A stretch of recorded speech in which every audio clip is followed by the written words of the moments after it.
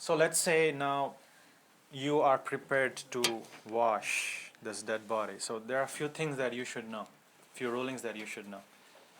What are these? First of all, sincerity. Again, now this is not any other thing that we do for helping out people, give him a car or something, help this brother out. No, this is something, an issue of worship. And when we say worship, it's a big thing. We have to have sincerity. If we don't have right intention, then we could be in trouble. So our intention should be to please Allah subhanahu wa ta'ala and seek reward from it. And if our intention is that, I want people to praise me, people will tell me, hey, this brother helps everybody out, he's a good Muslim. If that is your intention, then there is a problem. And people should not seek about, seeking worldly benefits. Some people expect money when they do this.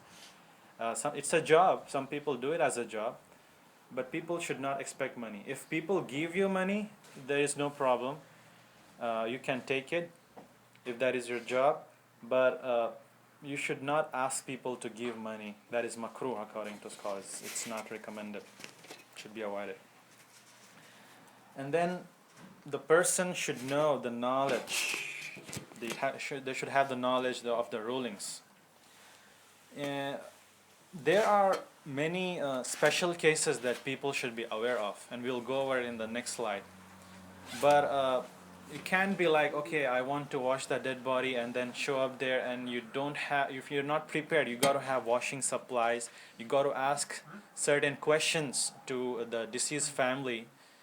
And if you just start washing, that could be a problematic, because there are some exceptions to certain rules, and we should be aware of those, and we'll go over it.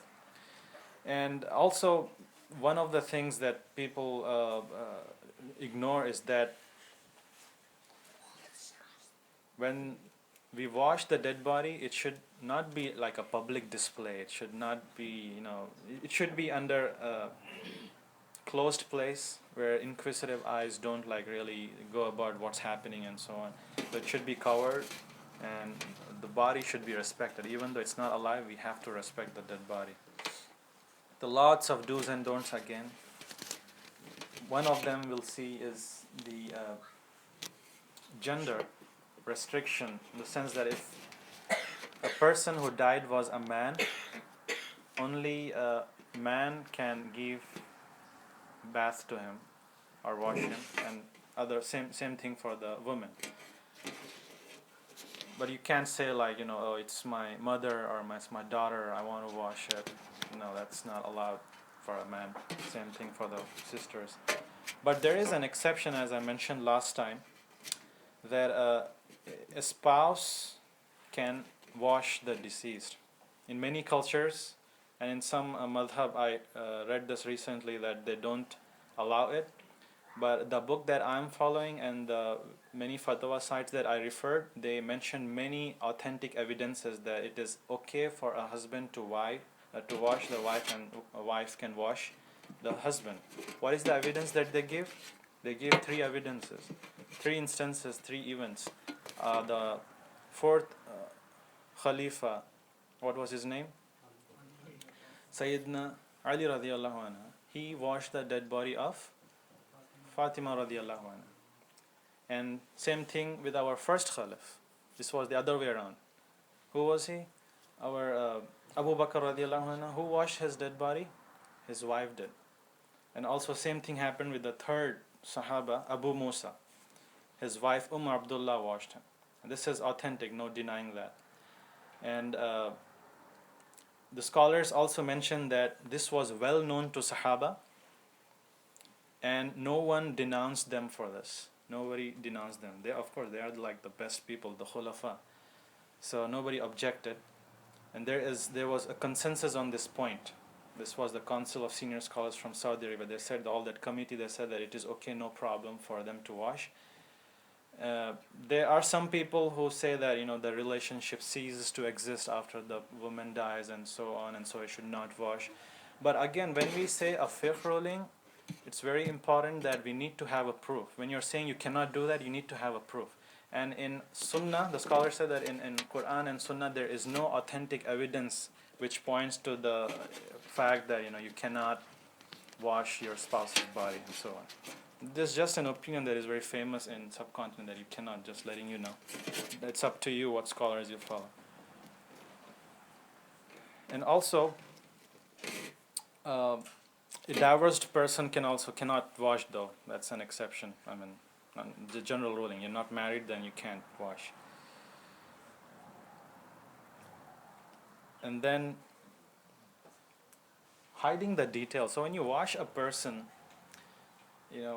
that's a trust that people give to your washing body. You are not supposed to come back and say, hey, this was something disgusting that I found while washing. There was something wrong with his body, or like it was smelling bad, or its appearance was this bad. No, it's wrong. It falls under the category of ghiba, backbiting. It's major sin. You're supposed to hide all these details. And but of course, if you find something good, that is okay. Like sometimes it happens to this, like a very pious person, their face for example shines, or something unusual happens. So you can say things like that. It's a good person. It happened this. That is okay, no problem. And taking a bath after washing. There is a hadith for it which says that it is recommended to take a bath after washing, even though the dead body is not considered najas. So if we touch something bad, or a filth falls on our body and clothes, sometimes we take a shower because it was najas. But the dead body is not filthy. It's not najas. So if you touch it or something, your wudu doesn't break. You don't have to take a shower. But it's just recommendation. It's not obligatory that you wash. It's just a recommendation. That's what the scholar said. Because there's a hadith in Sahih that let whoever washes the dead person take a bath. And the scholars say that it is a recommendation because it's an important hygienic measure, just to keep yourself healthy. It happens sometimes that maybe a person died from some diseases and there are a lot of germs and viruses in his body. So when you wash, just to be safe, it's better that it's one of the matters of cleanliness that you take a wash too. And of course you have to hurry up and join the congregation for praying janazah and so on.